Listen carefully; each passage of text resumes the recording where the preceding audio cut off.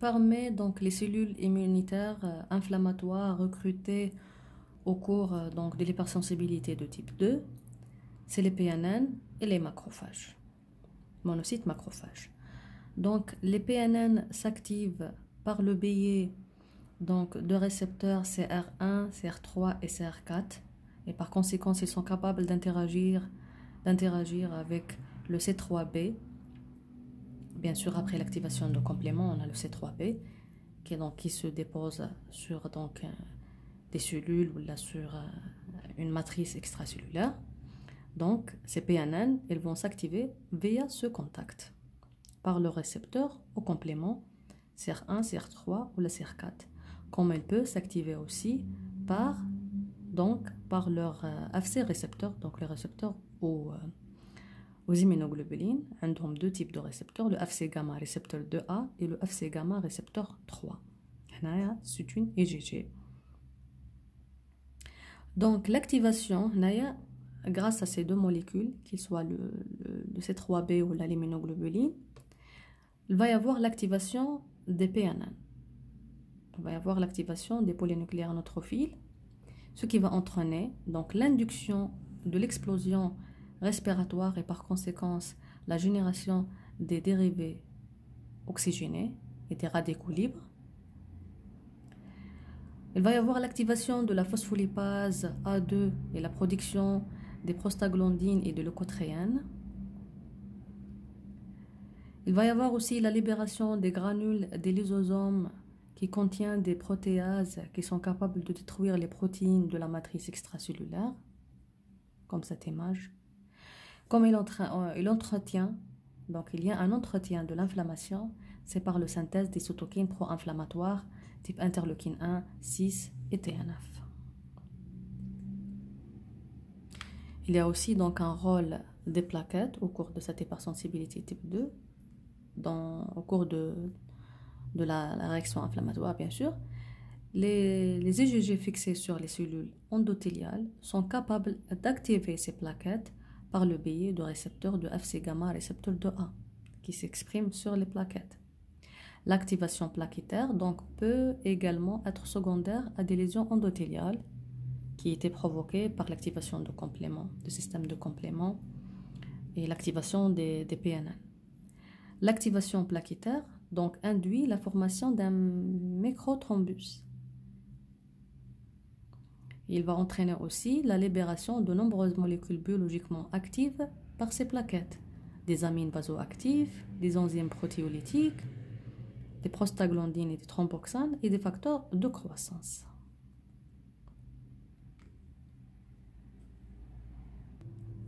Parmi les mécanismes effecteurs aussi de l'hypersensibilité de type 2, c'est l'interférence avec les fonctions physiologiques des cellules.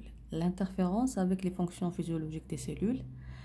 Exemple, on a le rôle antagoniste des anticorps antirécepteurs. Le rôle antagoniste des anticorps antirécepteurs, on a pris comme exemple l'exemple des anticorps dirigés contre les récepteurs de l'acétylcholine.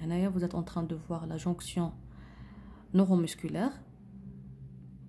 On a la terminaison nerveuse, on a donc les récepteurs de l'acétylcholine sur les muscles. Normalement, au niveau de cette terminaison nerveuse, il y a la sécrétion de l'acétylcholine qui va se lier à ce récepteur, à son récepteur spécifique sur le muscle. Il va entraîner donc la contraction du muscle. Malheureusement, chez certains patients, dans le cadre de certaines maladies auto-immunes, on a des anticorps anti-récepteurs acétylcholine. Donc, anti-récepteurs acétylcholine. Donc, lorsqu'il y a la sécrétion de l'acétylcholine, il ne va pas donc trouver où se lier exactement. Donc, il va trouver que ces sites de liaison sont occupés par les immunoglobulines. Ils sont occupés par ces anticorps antirécepteurs. Et par conséquent, s'il n'y aura pas l'activation de ce muscle, cette activation va être inhibée et c'est la manifestation, donc, de l'apparition des symptômes cliniques et qui est la myasthénie. Il y a aussi le rôle agoniste. Ce n'est pas un rôle antagoniste, c'est un rôle agoniste des anticorps antirécepteurs. Ça veut dire qu'il ne va pas bloquer, mais au contraire, il va stimuler.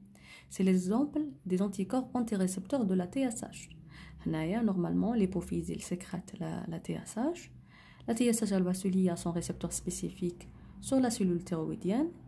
Elle va stimuler la synthèse des hormones thyroïdiennes qui peuvent jouer bien sûr un rétrocontrôle négatif, et elle va jouer donc son rôle exact sur les différents métabolismes et sur les différents tissus de notre organisme. L'essentiel, on a une production régulée d'hormones thyroïdiennes. Parce que la sécrétion de la TSH, il va stimuler la synthèse des hormones thyroïdiennes qui jouent un rôle important dans notre organisme, dans le métabolisme de notre organisme. Mais si elle arrive à un taux très élevé, il va y avoir ce rétrocontrôle négatif pour entraîner cette production donc contrôlée, une production régulée. Malheureusement, donc le cadre des maladies auto-immunes, exactement la maladie de Basdow, on a des auto-anticorps antirécepteurs TSH. Ils vont se lier à ce récepteur, ils vont stimuler la synthèse des hormones, mais cette production, elle est non contrôlée. Parce que même ce feedback négatif, il ne peut pas être exercé. Parce que le TSH n'a pas un site libre pour jouer ce feedback négatif. Donc, il y a une synthèse thyroïdienne très importante sans feedback.